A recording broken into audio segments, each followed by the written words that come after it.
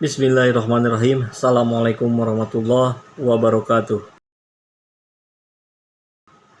Ya, seperti kita tahu, setelah penangkapan Edi Prabowo, kemudian tidak berselang lama, kurang dari 1 pekan, ditangkap juga kader PDIP Wali Kota Cimahi, Ajay M. Priyatna. Tapi yang menarik tentu adalah ketika itu terjadi pada Edi Prabowo, maka statement yang muncul dari Pak Edi adalah permohonan maaf kepada ibunya, kepada Pak Jokowi, kepada Pak Prabowo, dan kepada rakyat Indonesia atas kecelakaan yang terjadi. Dan kurang lebih redaksinya begitu ya. Namun kemudian apa yang terjadi pada Ajay M. Priyatna ini berbeda. Dia malah berdalih bahwa itu tidak tahu itu bahwa kalau apa yang dilakukannya mendapatkan fee marketing, mendapatkan fee komitmen dari sebuah proyek pembangunan rumah sakit itu masuk dalam kategori penyalahgunaan kekuasaan atau penangkapan kasus suap korupsi. Nah, tentu ini menjadi sebuah tanda tanya besar bagaimana kapasitas seorang wali kota yang ini persoalannya begitu terang benderang ya,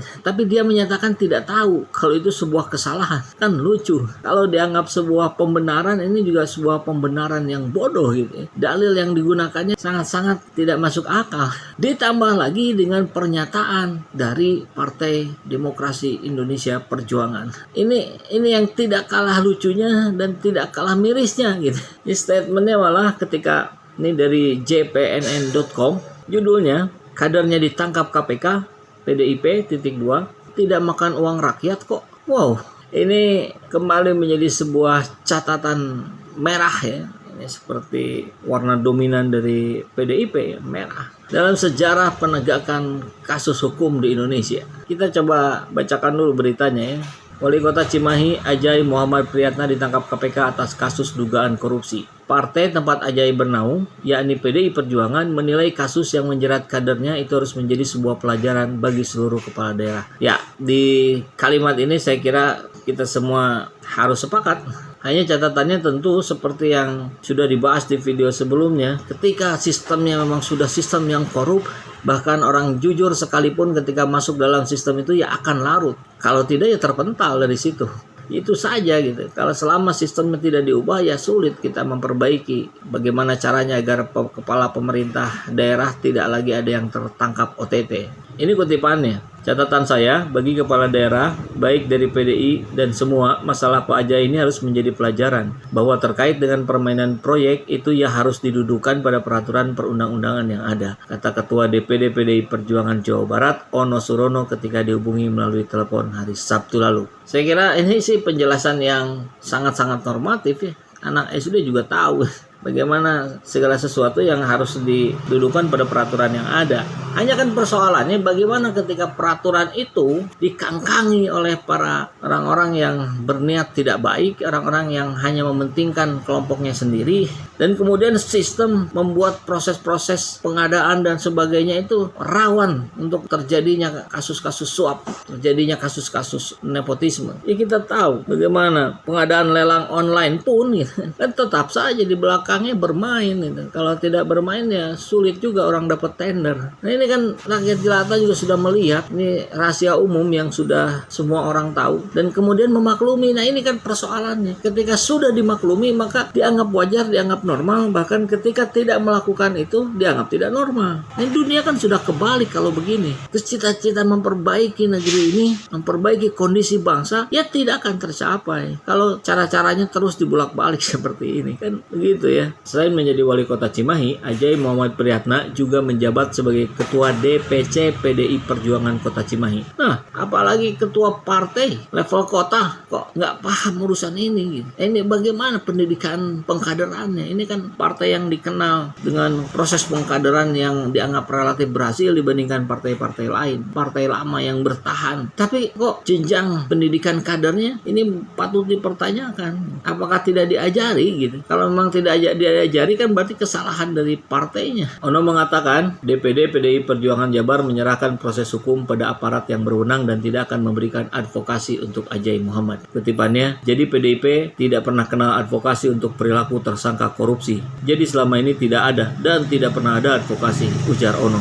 ya bagus lah. Ya, saya apresiasi juga di wilayah situnya. Walaupun ini tentu menjadi perdebatan ya. Artinya bagaimana seseorang yang berasal dari satu partai kesandung masalah, walaupun itu kesalahannya, apakah tidak juga dibantu gitu. Kan kalau partai-partai lain saya kira tetap membantu dalam kapasitasnya. Gitu. Keberadaan pengacara, penasehat hukum itu kan justru untuk mendudukkan persoalan pada kerangka yang semestinya. Gitu. Jadi bukan membela yang benar. Mestinya sih begitu gitu, keberadaan pengacara itu. Nah, yang menarik tentu seperti yang di judul tadi, ini statementnya bahwa Ono menuturkan permasalahan hukum yang menjerat Ajai Muhammad itu bukan terkait APBD dan proyek negara serta tidak terhubung dengan uang rakyat. Jadi barangkali statement ini diberikan untuk meminimalisir kesan negatif dari rakyat terhadap PDIP kali ya. Begitu kali ya. Ketika menganggap bahwa ini sih tidak merugikan rakyat, ini hanya kesalahan yang dia lakukan atas proyek yang disalahgunakan kekuasaannya. Mungkin kurang lebih begitu. Tapi saya kira ini percuma gitu. Rakyat sih sudah cenderung terus semakin tidak percaya terhadap partai politik, maka ungkapan-ungkapan seperti ini justru menjadi kontraproduktif.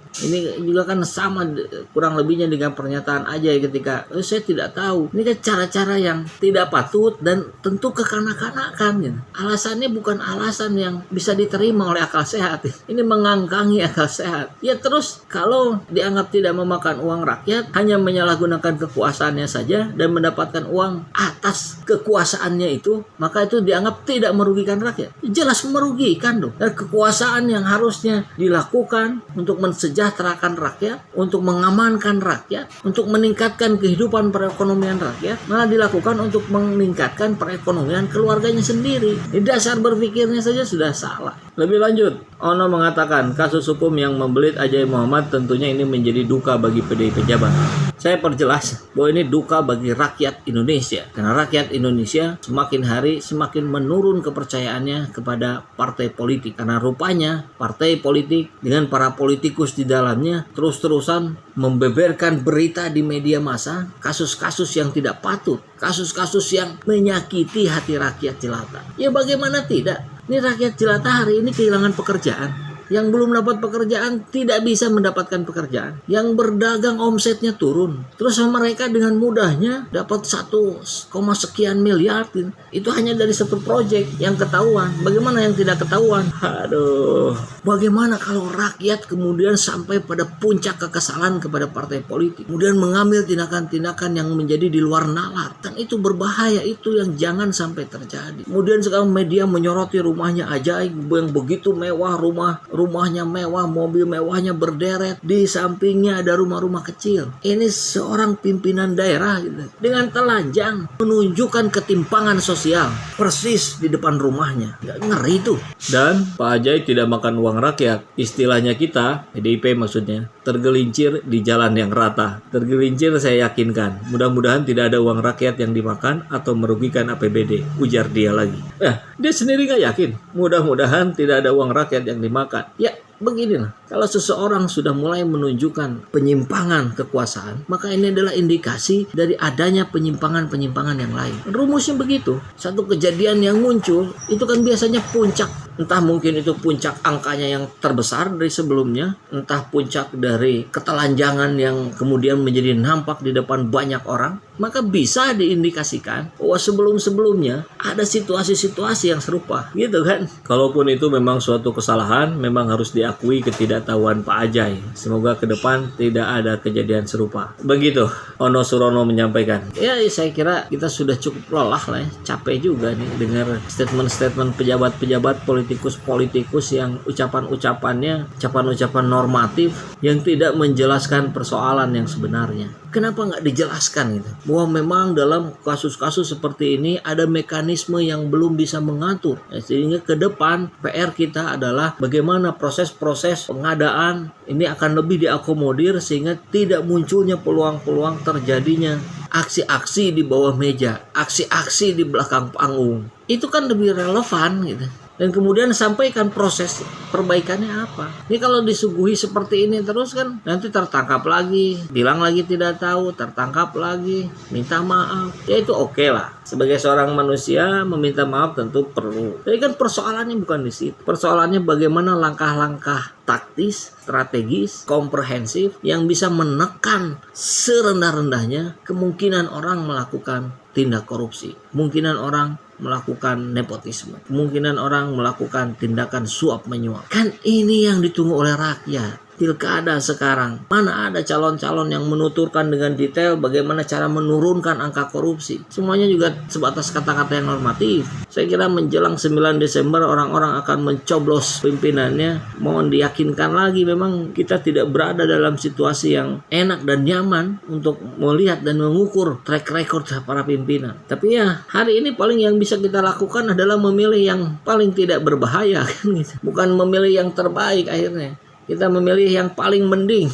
Nah saya kira ini jadi PR orang-orang pejabat-pejabat, tokoh-tokoh bangsa agar upaya kita keluar dari keterpurukan negeri ini berdasarkan sebuah perencanaan yang baik, kematangan dalam mempersiapkannya, melibatkan seluruh stakeholder sehingga bukan lagi sekedar pernyataan yang basa-basi, bukan lagi sekedar pernyataan yang bombastis ala kampanye, tapi benar-benar perencanaan yang detail, jelas, terukur, realistis, menantang, jelas ada dan jelas ada batas waktunya. Itu yang rakyat harapkan.